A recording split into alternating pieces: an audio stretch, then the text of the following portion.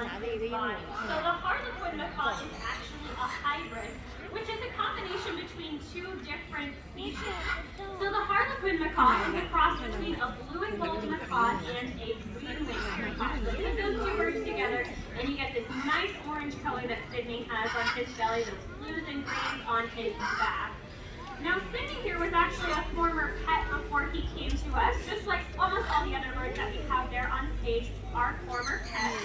And before I talk a little bit more about parrots as pets, I'm actually going to have Sydney do a little 360 spin just to show off all those nice colors for you guys. Well done, Sydney.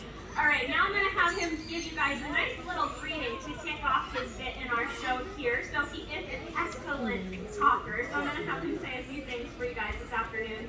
Here we go, Sid, a nice easy one. Can you say hi? Hi. Nicely done. Now our birds are going to repeat all sorts of different things that we say to them. So not only do we say hi a lot to our birds, but we also say hello. Can you say hello? Hello. Nicely done, thank you. And they can also repeat the sounds of other animals. So Sydney's got one more for you guys. Sid, are you a duck? Yeah, you're a pretty funny looking duck. Nice job. Alright, so we're going to talk about just how intelligent parrots are and why it is so challenging to care for them as pets. So maybe you guys have a parrot at home or you know somebody else who does. You might know a few things about why they're so challenging. First of all, they're very loud. So they can scream at about 120 decibels. That's like sitting at the front row of a concert. Not really fun for your ears. Second of all, parrots are very messy, so not only do they poop a lot, but they also make a really big mess of their food because they're seed dispersers in the wild. So it's a really important adaptation for them.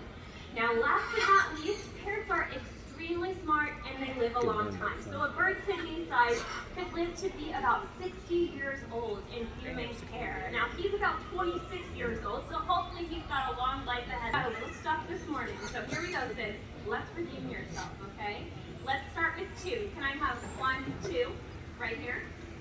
Excellent, very good. Now can I have 3? 1, 2, 3, right here. That's nice, okay. One more, Sydney, can I have 4? 1, 2, 3, 4, right here. Nope, that was 3. All right, let's give him one more chance. Can I have 4? 1, 2, 3, 4, right here. There it is. He's going to get his treat. Nicely done. All right, now he did make one mistake there. That's okay. Nobody's perfect. Sydney, what do you say when you make a mistake? Uh-oh. That's right. Okay, let's give him a round of applause. He was awesome today. I'm very smart, but a very silly bird. The next ambassador that I am going to introduce you to is my friend Sugar, who is the wonderful umbrella cockatoo on the perch next to me. And together we are going to talk a little bit about how we train our birds here at Saib. We do something called positive reinforcement, which, if you are not familiar, you can think of like a reward system. Where if Sugar does something that I like, I am going to give him something that he likes. So let's see if we can demonstrate with a nice little polite greeting. Are you ready? Can you say hello? Very nice, sir. So I will give Sugar one of his favorite snacks, a sunflower seed. Now, Sugar doesn't like to just get positive reinforcement. He likes to give it out as well. So, sir, what do you think of that audience? Me too. They are a really good-looking group. Now, you may think that Sugar gets it. Now, as I come around with Amber, you guys can notice her beautiful bright plumage. So she has that nice ruby color on her back, actually some purple feathers on her neck and on her belly, and that nice vibrant red color on her head. So eclectus parrots can be found in areas of Australia as well as the Solomon Islands. And what makes them so unique is they display something called, this beak reminds us of a certain type of Halloween candy. Does anybody want to raise your hand and tell me what that beak looks like? Anybody? Go ahead. Candy corn, that's right. It looks just like candy corn, so that's how you can tell males versus females. Now this is rare for parrots, and you guys look up on stage. Most of the macaws up there actually have to be DNA tested to determine males from females. Our blue and gold macaw Henry that we have up on stage, Sarah's pointing her out.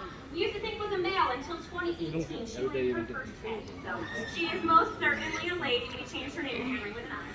All right, so we're going to go ahead and show off some of Amber's vocals. Now she looks a little distracted by something out in the sky. Let's start with something easy. Can you say hi, Amber? Oh, hi. I should give you a treat. That was very nice. All right, let's try again. Can you say hi, Amber?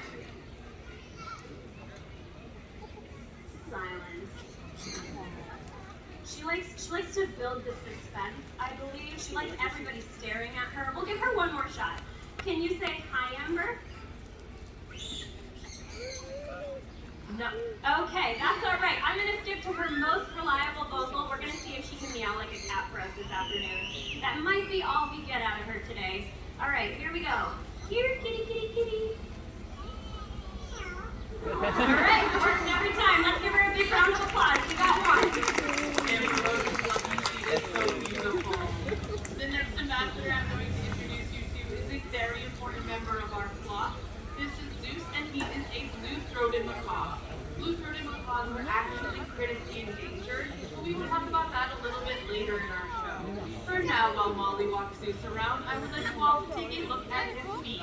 Parrots have something called zygodactyl feet, meaning they have 2 toes in the front and 8 toes in the back. And what this does is help them navigate around their natural habitats amongst the treetops of which is what Zeus is going to demonstrate for us today. If you look to the side of the stage, you will see a rope that in a moment we will place Zeus on, and he will climb it using those zygodactyl feet and his feet. Now, I don't know if any of my friends in the audience have ever climbed a rope before, but it's something I find challenging that Zeus makes look so easy.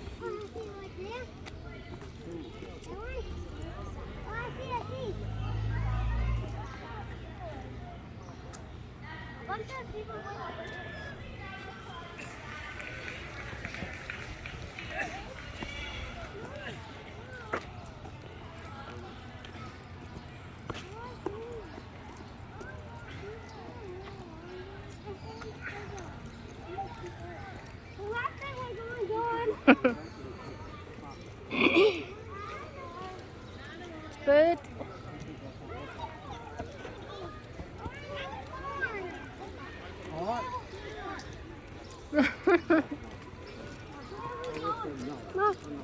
Huh?